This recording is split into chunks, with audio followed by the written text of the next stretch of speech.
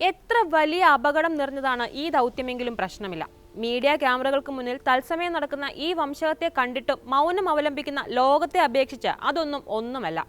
എന്തൊക്കെ പ്രതിബന്ധങ്ങൾ ഉണ്ടായാലും അതിനെയെല്ലാം മറികടന്ന് ഞങ്ങൾ ദൗത്യം തുടരും. ഈ ശ്രമം നിർത്തിയാൽ മനുഷ്യത്വം മരവിച്ചവരായി നമ്മൾ മാറും. അന്താരാഷ്ട്ര പരിസ്ഥിതി പ്രവർത്തക ഗ്രേറ്റ തൻബർഗിന്റെ വാക്കുകളാണ്. ഗസയിൽ ഇസ്രായേൽ നടത്തുന്ന നരനായാട്ടിനെ കുറിച്ച് വികാരഭരിതയായി കണ്ണീരണിഞ്ഞാണ് അവർ സംസാരിക്കുന്നത്. ഫലസ്തീനികളെ പട്ടിണിക്കിട്ട് കൊല്ലുന്ന ഇസ്രായേൽ ക്രൂരതയിലേക്ക് ആഗോള ശ്രദ്ധ ക്ഷണിച്ചുകൊണ്ടൊരു സുപ്രധാനമായ ദൗത്യത്തിനിറങ്ങിയിരിക്കുകയാണ് ഗ്രേറ്റ ഉൾപ്പെടുന്ന 12 സാമൂഹിക പ്രവർത്തകർ. ഭക്ഷണങ്ങളും അടിയന്തര മാനുഷിക സഹായങ്ങളുമായി ഇറ്റലിയിൽ നിന്ന് ഗസയിലേക്ക് കപ്പൽ മാർഗമാണവർ പുറപ്പെട്ടത്. യുദ്ധക്കെടുതി അനുഭവിക്കുന്ന മനുഷ്യർക്കുള്ള സഹായങ്ങളെല്ലാം തടഞ്ഞ് ഇസ്രായേൽ നടത്തുന്ന ഉപരോധം തകർക്കുമെന്ന് പ്രഖ്യാപിച്ചിരിക്കുകയാണ് സംഘം. ഗെയിം ഓഫ് ത്രോൺസ് താരം ലിയാൻ കണ്ണിംഗ്ഹാമും യൂറോപ്യൻ പാർലമെന്റിലെ ഫ്രഞ്ച് അംഗം റിമ ഹസനുമെല്ലാം സംഘത്തിലുണ്ട്. വാർത്ത വിശദമായി പരിശോധിക്കാം. സ്വാഗതം ഇൻഡെപ്തിലേക്ക്.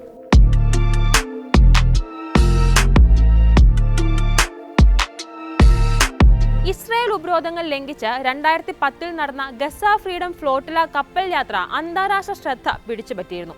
Free Gaza movement, Turkish foundation for human rights, freedoms and humanitarian relief എന്നീ കൂട്ടായ്മകളായിരുന്നു ഈ അസാധാരണ പ്രതിഷേധത്തിന് പിന്നിൽ പ്രവർത്തിച്ചത്. ഫ്രീഡം ഫ്ലോട്ടില കൊലീഷനായി ഈ കൂട്ടായ്മ പിന്നീട് ആഗോളതലത്തിൽ വിപുലീകരിക്കുകയും ചെയ്തിരുന്നു. ഫ്രീഡം ഫ്ലോട്ടില ഓപ്പറേറ്റ് ചെയ്യുന്ന മദ്ലിൽ ബോട്ടിലാണ് ഗ്രേറ്റയും കണ്ണിംഗ്ഹാമും ഉൾപ്പെടുന്ന സംഘം ഗസയിലേക്ക് പുറപ്പെട്ടിരിക്കുന്നത്. ഞായറാഴ്ച ദക്ഷിണ ഇറ്റാലിയൻ നഗരമായ സിസിലിയിലെ കാറ്റാനിയ തുറമുഖത്തു നിന്നാണ് സംഘം യാത്ര തിരിച്ചിരിക്കുന്നത്.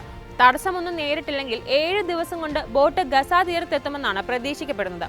ഗസക്കാർക്ക് ആവശ്യമായ മാനുഷിക സഹായങ്ങളാണ് ബോട്ടിലുള്ളത്.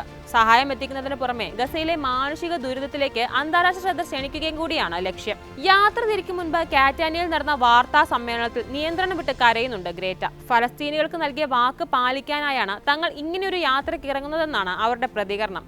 വംശഹത്യക്കെതിരെ സാധ്യമായതെല്ലാം ഉപയോഗിച്ച് പ്രതിഷേധിക്കുമെന്നത് ഞങ്ങൾ അവർക്ക് നൽകിയ ഉറപ്പാണ്. ഇസ്രായേൽ ഉപരോധം തകർത്ത് മാനുഷിക സഹായങ്ങൾ എത്തിക്കുമെന്നും അവർക്ക് വാഗ്ദാനം നൽകിയതാണെന്നും ചൂണ്ടിക്കാട്ടുന്നുണ്ട് ഗ്രേറ്റ. കഴിഞ്ഞ മാസം ഗ്രേറ്റയുടെ നേതൃത്വത്തിലുള്ള ആക്ടിവിസ്റ്റ് സംഘം ഫ്രീഡം ഫ്ലോട്ടില കപ്പലിൽ ഗസയിലേക്ക് തിരിക്കാനിരുന്നതാണ്. എന്നാൽ ഇതേ ലക്ഷ്യത്തോടെ ഗസയിലേക്ക് തിരിച്ച മറ്റൊരു ഫ്രീഡം ഫ്ലോട്ടില കപ്പൽ ആക്രമിക്കപ്പെട്ടതോടെ ആ ശ്രമം ഉപേക്ഷിച്ചു. കോൺഷ്യൻസ് എന്ന പേരുള്ള കപ്പൽ ലക്ഷ്യമാക്കി മാൾട്ടയുടെ അന്താരാഷ്ട്ര ജലാതിർത്തിയിൽ വെച്ച് അജ്ഞാത സംഘം ഡ്രോൺ ആക്രമണം നടത്തുകയായിരുന്നു. ബോംബ് പതിച്ച് കപ്പലിന്റെ മുൻഭാഗം തകർന്നു. കപ്പലിന് തീ പിടിക്കുകയും ചെയ്തു. എന്നാൽ ആളപായം റിപ്പോർട്ട് ചെയ്തിട്ടില്ല. കപ്പലിലുണ്ടായിരുന്ന ജീവനക്കാരെയും സിവിലിയന്മാരെയും മാൾട്ട നാവികരക്ഷാസേന സുരക്ഷിതമായി പുറത്തെത്തിക്കുകയായിരുന്നു. ആക്രമണത്തിന്റെ ഉത്തരവാദിത്തം ഇതുവരെ ആരും ഏറ്റെടുത്തിട്ടില്ല.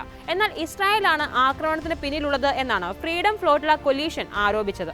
തുനീഷ്യയിലെ ബിസർട്ടെ തുറമുഖത്തു നിന്നാണ് കോൺഷ്യൻസ് പുറപ്പെട്ടത്. ഇതിനിടെ മാൾട്ടയിൽ നിന്ന് ഗ്രേറ്റ തുൻബർഗ് ഉൾപ്പെടെയുള്ള ഏതാനും സാമൂഹിക പ്രവർത്തകരെ കയറ്റാനായി ഇവിടുത്തെ തുറമുഖത്തേക്ക് തിരിക്കുന്നതിനിടെയാണ് അപ്രതീക്ഷിത ആക്രമണം നടന്നത്. സംഘത്തോടൊപ്പം ചേരാനായി താൻ മാൾട്ടയിൽ എത്തിയിരുന്നുവെന്ന് ഗ്രേറ്റ പിന്നീട് മാധ്യമങ്ങളോട് വെളിപ്പെടുത്തിയിരുന്നു. ഗസയിൽ മാനുഷിക സഹായം വിതരണം പുനരാരംഭിക്കാനുള്ള ദൗത്യത്തിന്റെ ഭാഗമായിരുന്നു കോൺഷ്യൻസ് യാത്ര.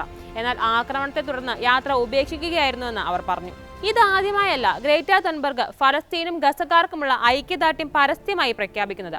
നേരത്തെ നെതർലൻഡ്സ് ആസ്ഥാനമായ ആംസ്റ്റർഡാമിൽ പരിസ്ഥിതി സംരക്ഷണ പരിപാടിക്കിടെ ഫലസ്തീൻ അനുകൂല മുദ്രാവാക്യം മുഴക്കി അവർ വാർത്തകളിൽ നിറഞ്ഞിരുന്നു. കഴിഞ്ഞ സെപ്റ്റംബറിൽ ഡെൻമാർക്ക് തലസ്ഥാനമായ കോപ്പൻഹേഗനിൽ ഇസ്രായേൽ വിരുദ്ധ പ്രക്ഷോഭം നയിച്ച് ഗ്രേറ്റ അറസ്റ്റ് വരിക്കുകയും ചെയ്തു.